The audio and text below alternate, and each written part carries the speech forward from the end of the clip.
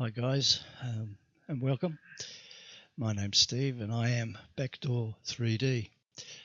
Now, this is the long-awaited DAZ Studio exporting to Blender using mcasual's TeliBlender. Now, the first thing I have to say is I am sorry, and I do apologize for the lateness of this tutorial video. I've had a lot of things that have taken over my life in the last couple of months and have prevented me from recording this video. So with that said, let's get into it. Now, I've decided to split the DAZ Studio to Blender using TeliBlender tutorial into 4 or 5 separate videos, only because there's a lot to get through and I don't want to overload people with information, because well, it's just the way I work and I like to make them short and sweet. And as you can see here on screen, I actually have a list of the videos. This is the first part: installing, setup, exporting with TeliBlender.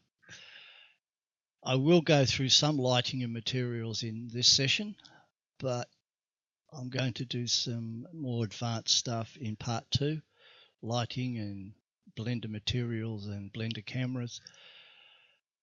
Part 3 will be exporting DAZ Studio animations, which it's relatively straightforward, but there's some things you need to look out for. And I didn't even spell TeliBlender right. Part 4 will be some advanced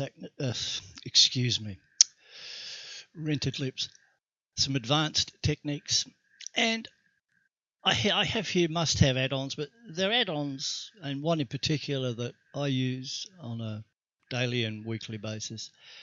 And if there are enough questions or requests, I may do a part 5 on some of the other features. Now, you should be aware that the latest TeliBlender is 3.2 as of November 2017. It does not work with Blender 2.8 beta, or will it work with the upcoming final release? But that's not a showstopper in itself, because you can still use Blender 2.79, save the scene once it's been exported out of DAZ with TeliBlender, and then open it in Blender 2.8. But be aware that once you save it using Blender 2.8, you will not be able to open it in Blender 2.79. I don't know why, but that's the way it is. And I will, excuse me, put these in the description once I upload the video, once I've uploaded it. So you'll be able to get TeliBlender, the documentation, which is, it's okay, but it's a little confusing, and where to get 2.7.9 of Blender. I have one caveat to this tutorial, in that it is not a beginner's guide to DAZ Studio, nor is it a beginner's guide to Blender. I'm going to assume that you all have the commensurate skills in DAZ Studio and in Blender to follow along. And if you haven't used DAZ Studio or Blender before, I suggest you watch some other beginner tutorials and come along and watch this once you've gone through those. Not that I'm saying you shouldn't watch it, you can watch it by all means. Anyway, first of all, where do I get TeliBlender? There will be a link in the description. This is mcasual, or Jacques, who has a prolific amount of DAZ Studio scripts, far too many for me to go through today. But this is where you get it from, and it's at the bottom of the page down here. I know it says here one shot, hit the blue arrow, but I can never find the blue arrow. So you just download these two, and then we'll get into what you do with them. It is under MIT license. So if you are a programmer, know Python, or even DAZ Studio scripting.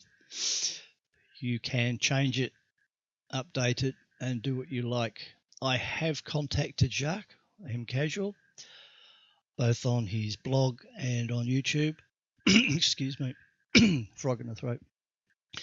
And as of today, I still haven't received any correspondence from him regarding whether or not he's going to update it for Blender 2.8.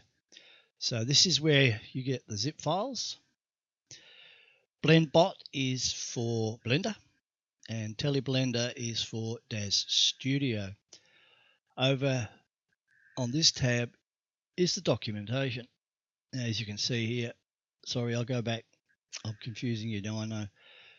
But that's the last update there. No work has been done on it since then.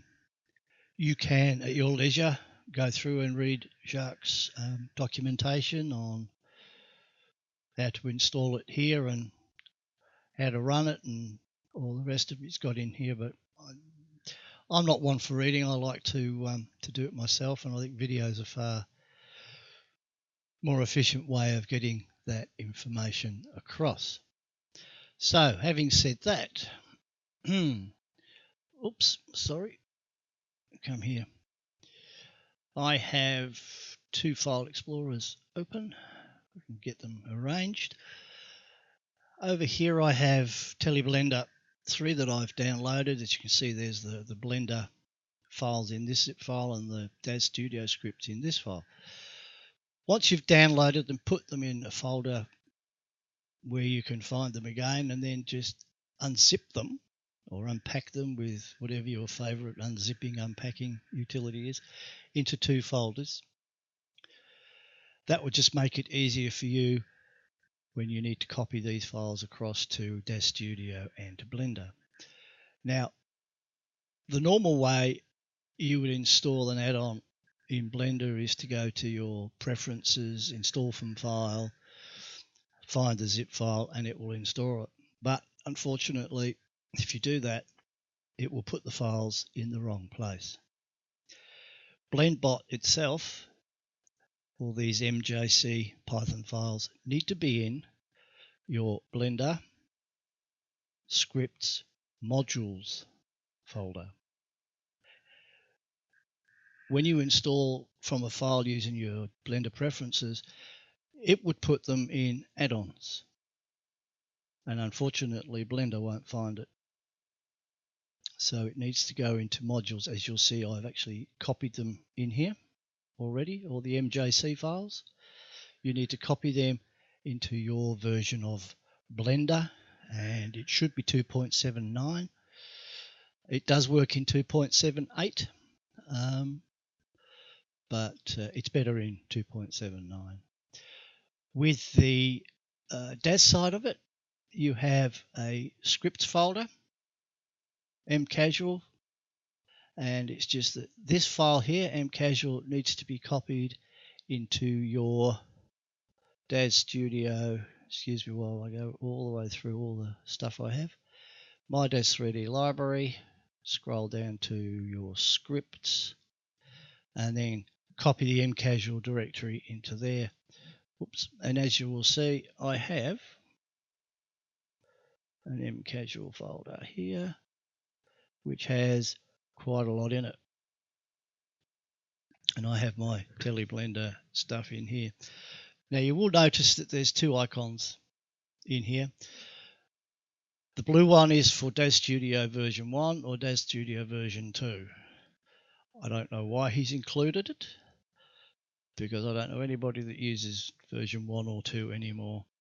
The orange one with the 3 in it is the one you need to use, and it works with both DAZ Studio 3, if anybody's ever still using it, but it does work with DAZ Studio 4.67 up.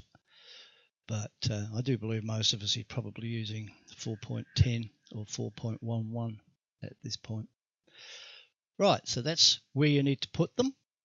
And then when you open DAZ Studio, which I have here, and go across to your scripts and find Mr. mcasual. There they are here.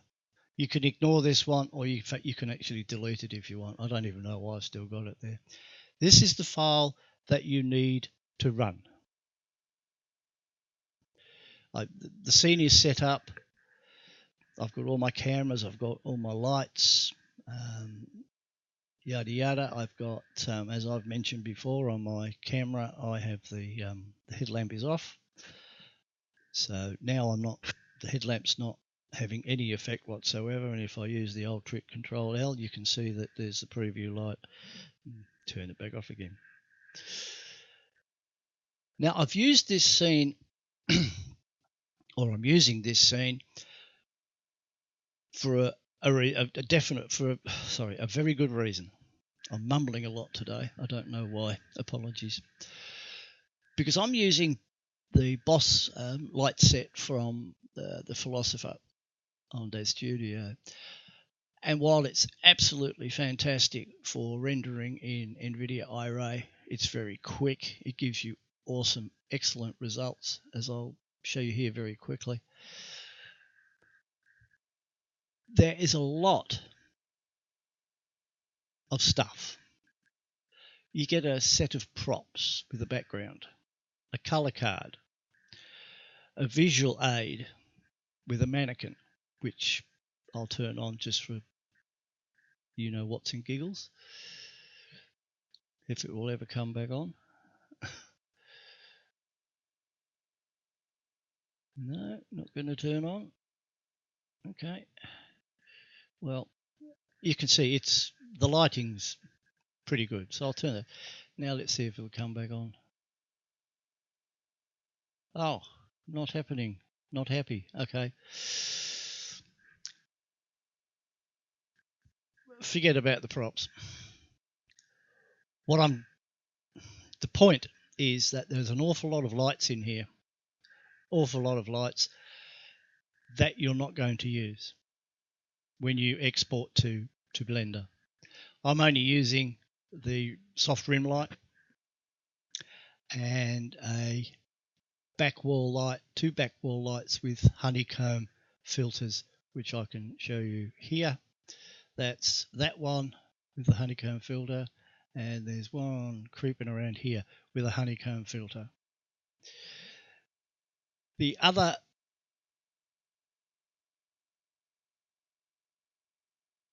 is this one, which is basically it's what am I thinking of? It's a mesh light, and it gives very, very, very soft light. Now with all the others, you should delete them, and I'm going to show you why you should delete them. So if I go back to my camera, just save this quickly, and then initiate TeliBlender. Once we get it into Blender, you'll see what I mean by all of the lights. So you just double click it, and I'm going to go through these tabs and the setup. Now the main options tab has the render engines that you want to use. You can actually save it as a scene file if you wish. You can use Blender Render, but the default is using the Cycles render engine and the Cycles materials. Use these settings if you have a GPU. You can use GPU. If you only have a CPU, select CPU. And if you select CPU, you won't get CUDA. You just get OpenCL. You can either use experimental or supported. It's entirely up to you. Progressive render, not really relevant because this version does not start the render in Blender as previous versions did. Export the scene as wavefront OBJ. Very, very important to tell it where to put it. So the first thing you need to do before you hit the export is to browse to where you want to keep the blend file. Now I've created a folder already called Ebony Tutorial, which is the name of the character in this scene. So I would then just click that and just call it Ebony, or whatever name you wish to call yours, and hit save. And the same with the OBJ. Go back into Ebony Tutorial OBJ, and we'll switch over to auxiliary. This is telling TeliBlender how to process the DAZ Studio materials as cycles nodes. You can use just a Blender fix, which is the Blender render, use none, use a matlib, or use a matlib linked. I don't use any of these. I don't really see the need to. I just use cycles nodes, and you do the same thing, and you browse to the previous folder you had, keep the name the same throughout this process, and save. Gloss factor. And I'm quite sure you guys do, you know the gloss factor, which is the diffuse and the roughness and the normal map strength in the cycle material nodes. You can preset them here if you wish. I tend not to play around with them here. I wait till I get into Blender. You can gamma fix it, which I just leave on. I always set it to smooth. Edge split, gloss mix, which will give you a mix between a gloss and a diffuse node in the materials. Don't need that. That's TeliBlender 2 legacy mats. If you've already got a file that you've run through TeliBlender 2, these are now what you will be exporting. Use a plugin if available, and by plugin it means the BlendBot Python files on the Blender side. Collect maps, that's all your textures. Create a single material file and a fixed material file, just in case, because then if some of your textures or materials from DAZ Studio don't go across, this will try and correct it. Export the current DAZ camera here. Export all lights, any lights or extras. Rename the nodes so they're named properly within Blender. That is all of the stuff up here is what he means by node in your scene file. Scale is always 1. Now this is very important, the location of your Blender executable file. Hit browse, go and find it, set it, and you only have to set it once. But if you have another version of Blender that you want to use, you would have to come back and set it in here again. No quotes in the material path. This is just stripping out unnecessary file characters in the file names. Default glossy is Beckman.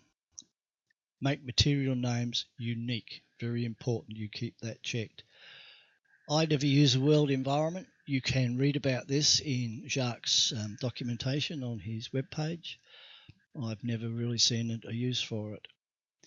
Export animation. This is where we get into the play range, animation range, frames to start from, frames to end. I leave this completely alone because I don't do a lot of animating, although I will be doing a tutorial video on using TeliBlender to export DAZ Studio animations.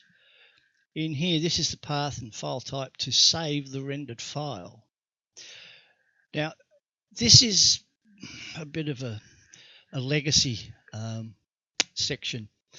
Previous excuse me, previous versions of TeliBlender, once you hit the export button down, the export open current frame, it would then pass all this information to Blender as Blender was opening and the Python scripts were processing in the background. And once Blender opened, it would actually start rendering the image. Well, in this version, it seems that Jacques has removed that from his coding, but has left this section in here. But I normally just go in and just create the name of the rendered file at the end. I use PNG. You can use whatever you wish. Doesn't really have an effect. So, just to recap, main options, always set to cycles. Use these settings, progressive render, which will set in your render options in Blender, it will set it to progressive. Export the scene. Now, even though it will export it as one object, they will be the hair, the clothing, the character will all be separate objects in Blender. Auxiliary options, make sure cycles nodes is checked. You've set the destination folder in all of these. You've set the location of your Blender exe, and you've set this accordingly. If you want to restore to the base defaults, you just hit restore defaults. Or if you're not quite sure what you're going to do, or you're not happy, you can just hit exit and you can go out. This button is to export an animation, which we'll discuss in a later video. But for now, I'm just going to click the export open current frame. And this is where the magic happens. As you can see, it's copying all the image files, saving the geometry. And once it's finished, it will open Blender. Now, it does take a little while, not too long, because it's processing all of those Python, MJC, whatever the name was, .py files in the background. The, matlib convert this, get all the lights, get all the cameras, convert to cycles, material nodes. But it will be up very shortly. My computer's getting, there we are, not as slow as I thought. And there we have it. Now, the beauty of using TeliBlender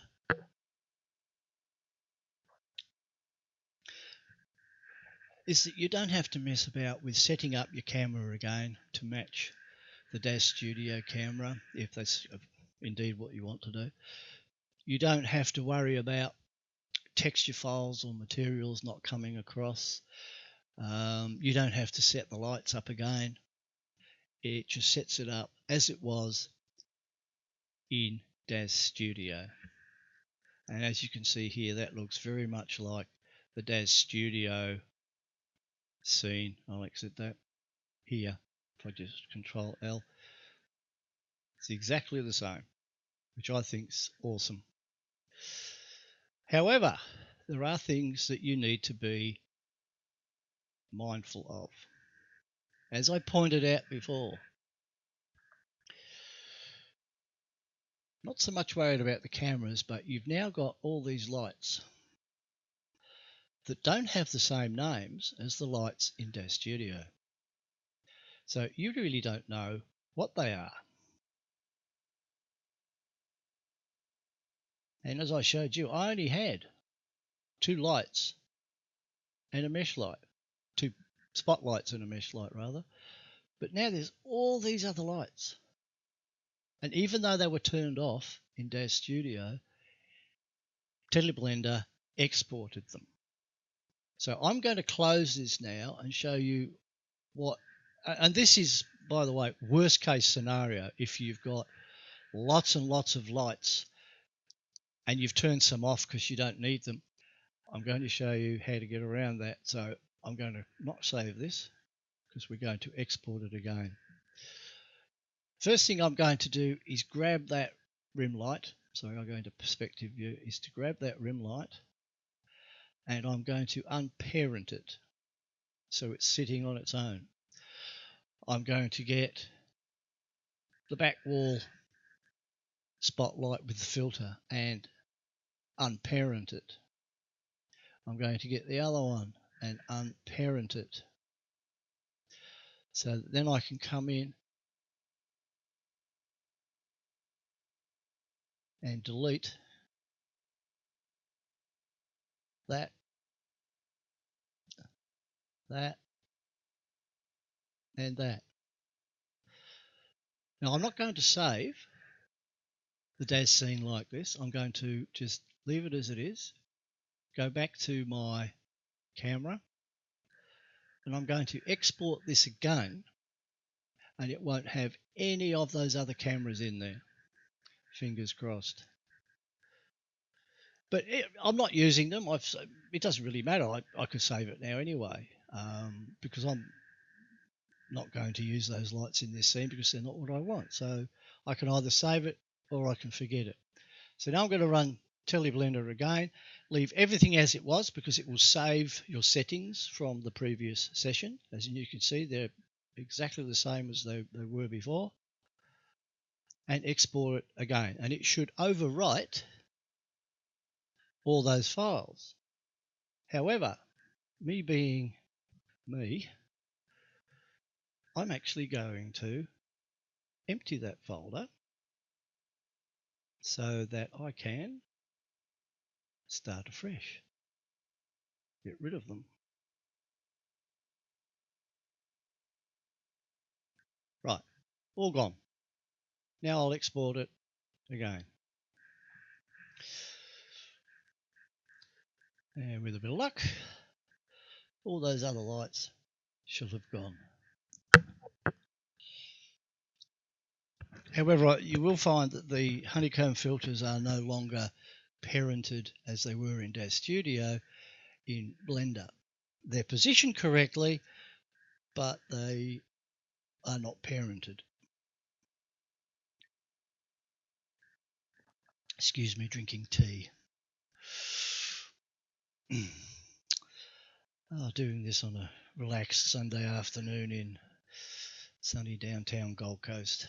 It isn't in fact very sunny at all, and only about 17 degrees Celsius, which is unusual for this part of the world.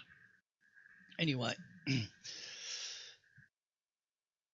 hopefully this isn't going to make me out to be a liar when it eventually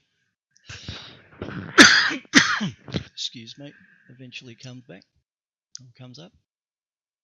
And the reason it takes a little while, Blender, is that, as I said before, all of those 10 or 12 scripts, Python scripts, are running in the background.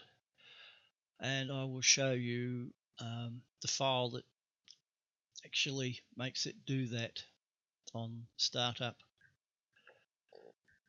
which should be handy for you all to know anyway if you ever wanted to start Blender with a Python script. Rightio, we are back and it's exactly the same.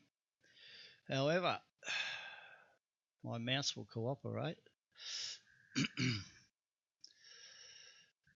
Those lights have all gone and we only now have two. Excuse me. We only now have the two spotlights that we set. We have a box light, a box light, which is the mesh light from DAZ Studio. We have two planes, which were the, as you can see in the materials tab here, have transparency on them, the two planes. At this stage, you could rename them to honeycomb filter if you want.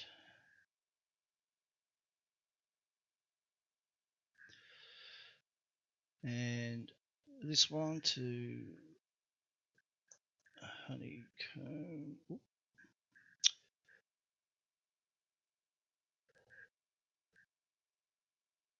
Filter front, and I'll rename that one rear. And then you can rename your spotlights accordingly. Now I suggest the first thing you do here before you do anything else is save the file. And I like to keep it in the same folder as all of the exports. So just call it Ebony Blend.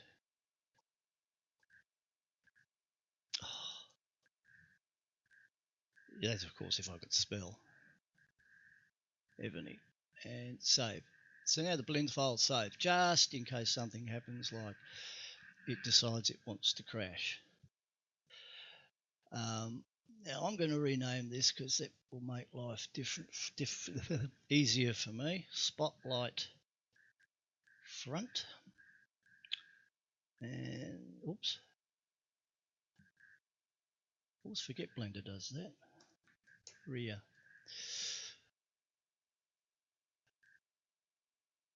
So we've now got our lights. We don't have to worry about anything else. Now the current camera is this camera,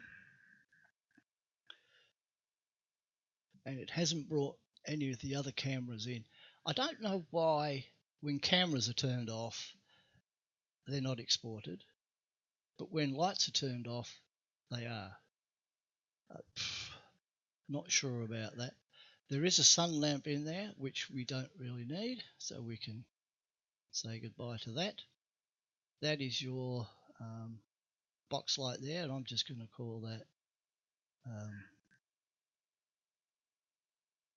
mesh light. Fill rim, and then save again. So now we've got it into Blender, but what do we do with it now, you're asking? Well, there's a few things that you need to be aware of when you bring or export using TeliBlender. Some of the lights will come in with the right strength, as they should, but your honeycomb filter will not have, sorry, that's not what I was trying to say. What was I trying to say?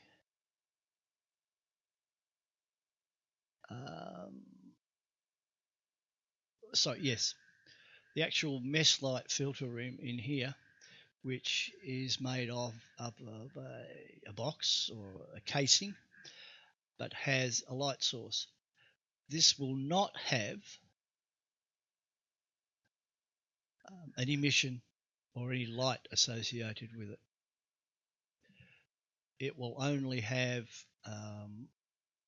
if I go into the node editor, it will have the diffuse, a glossy, a mix node, an output. There is no emission, so it's not going to be giving you any light whatsoever.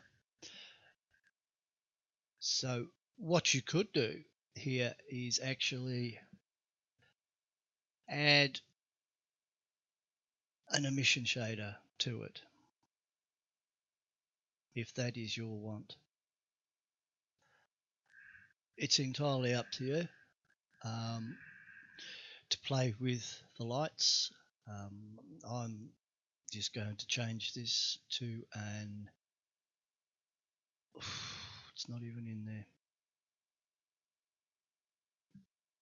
Where have you gone?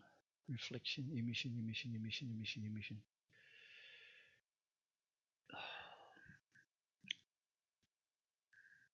Shader, emission. And I'm going to whack that in there. I'm going to take that off there and put that in there. And then you can play with, you could have, I'm not going to spend too much time on playing with materials and transparencies and textures in this session. I'll be covering that more in the next session, which I will upload in hopefully a week's time. So yeah, that's you can play around with using transparencies with emissions and yada yada yada. if you wish in the meantime. But I want to keep this video as short and sweet as I can and just show you some of the pitfalls. One thing I'm going to discuss now is using smoothing modifiers on clothing in DAZ Studio. While it works in DAZ, it does not work or is not honoured in Blender. And you will see that when I show you these two Virgin Killer sweaters. If I could turn one off, this one here, which is the Virgin Killer sweater 2, Japanese term by the way, not mine. On this one I used smoothing modifier in DAZ Studio, and smoothing modifiers are not honoured by Blender. It doesn't know what to do with them. Whereas on this sweater I used morphs that came with the sweater. So as you can see now, it fits properly. But if I turn that back off and turn the other one on, you can see that it's not fitting at all. Now you could, if you wished, you could go in and edit the mesh for this particular sweater item in Blender if you wanted to.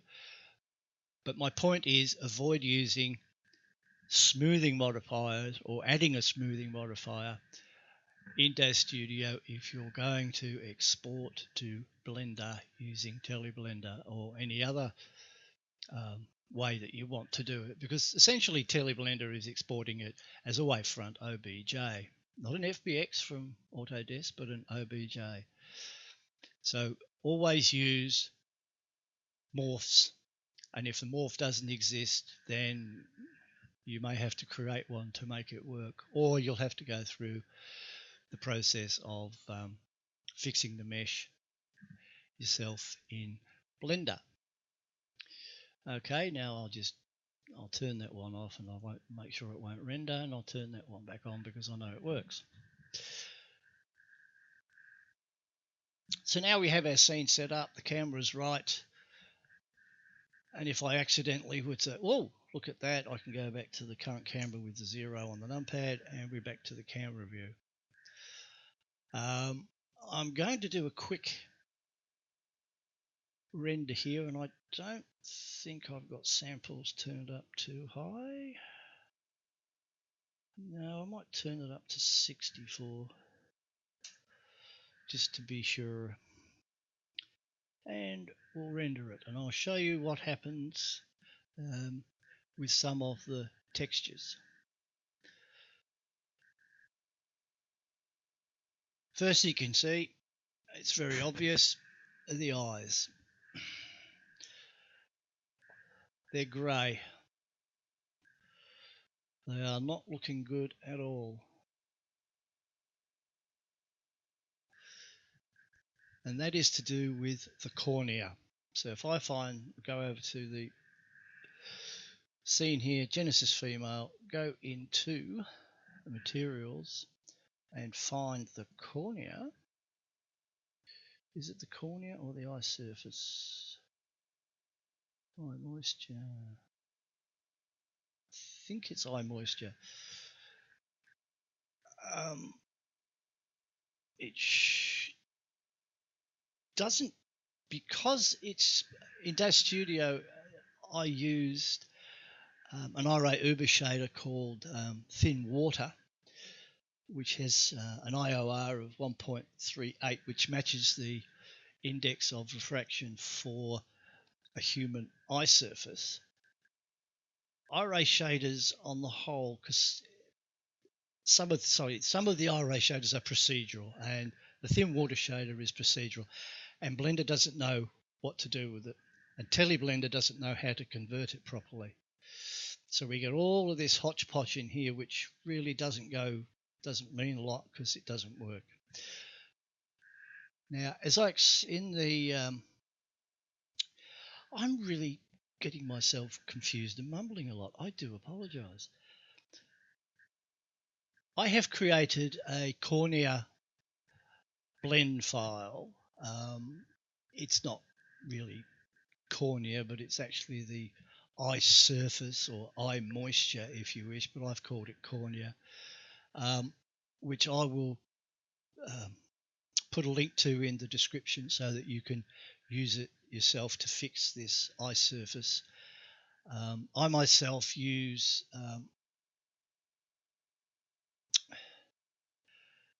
Cedric Lapillier's asset management, which I will be discussing, I think, in video 4. Yes, in part 4, as one of the must-have add-ons. But seeing the other way to do it is to append that material to this file so you can use it. So I'm not going to go through I'm not going to use it from here because then you won't get what I'm talking about. So I go into File, Append, go into my Blender projects, my asset library, materials, cycles, mats, human surfaces, blends, cornea, material, cornea. And if I was going a bit fast for you, I do apologize. So going back to wherever you save that blend file, that's where you need to go in here. Mine's in an asset library. It's under materials, cycles, materials, human shaders, blends. There's the blend file. And I want to go to material and the cornea. I don't need the floor or the left light or the right light, just the cornea. And that will append it to the file. So with eye moisture selected here, I only have to go down to, or up, I'm not quite sure if it puts it at the top. Yes, it does. And hit cornea. And voila. Now I haven't played with the lights yet, so you're not going to get the true reflections, but it has cleaned up the eye surface. Now if you wish at this point, you can hit that button and then rename it to eye underscore moisture.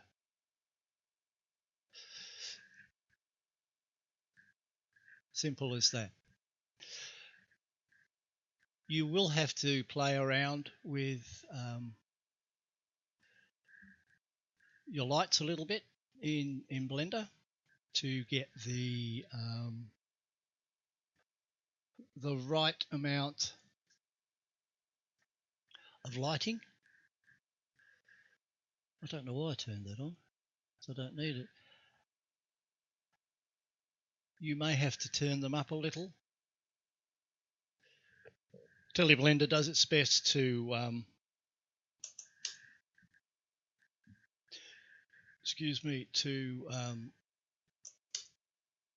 figure out what strength you want or don't want. Mesh light rim, that needs to go up to, and as you can see, it's starting to fill.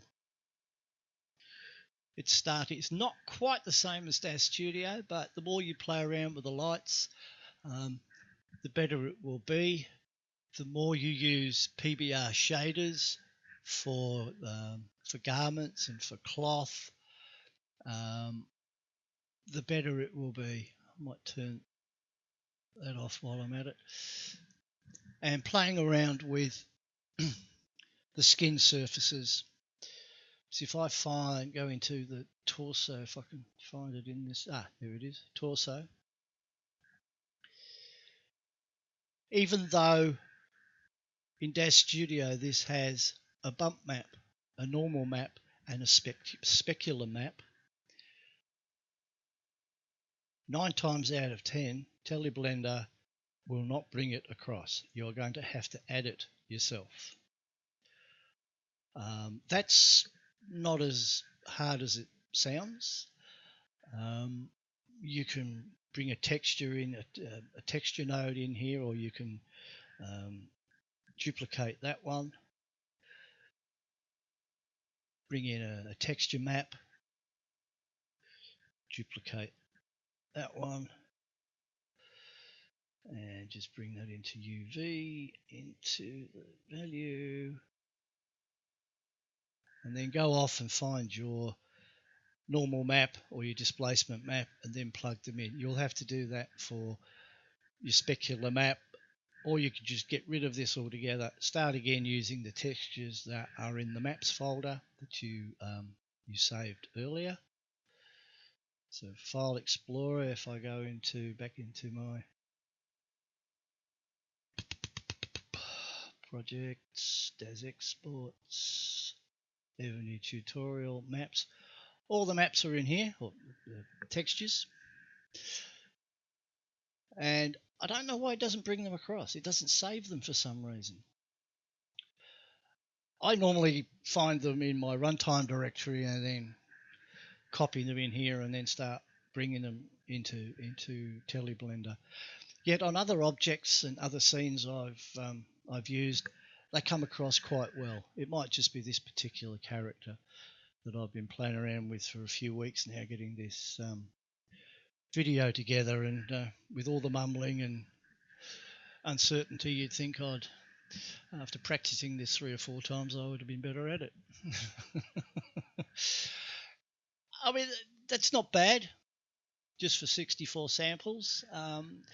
Play around with your lighting. You can add lights, you can delete them, and if you want to turn your spotlight into a point light or an area light or whatever you want, that's entirely up to you. Play around with the values, play around with its positioning. I find it a lot of fun doing this in Blender, but I'm not advocating for 1 minute that you replace DAZ Studio's iRay renderer with Blender. It's pretty awesome, his iRay renderer. But there are some scenes I like to do in Blender because they lend themselves more. And, well, to be honest, I just like playing around and using Blender. You'll also find that I'm noticing here there's no, even though it says there's a transparency, there's not. For some strange reason, there is not. If I go into the node editor up here, there is no transparency, which you could add yourself using the transparency node.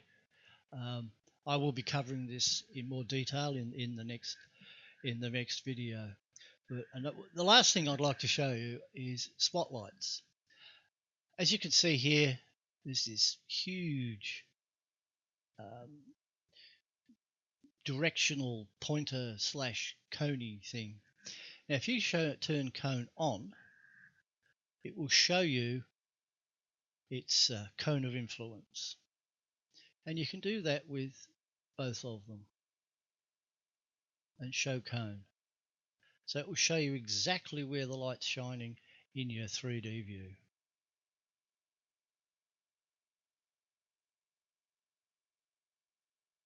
That is pretty much how to get DAZ Studio scenes into TeliBlender. Where to get it, or download it I should say, install it, set it up, and then run it so that you have a scene file in Blender. What you do with it after you get it into Blender is entirely up to you and depends on your level of knowledge, skill set I suppose, and whether you want to continue using Blender as a rendering option.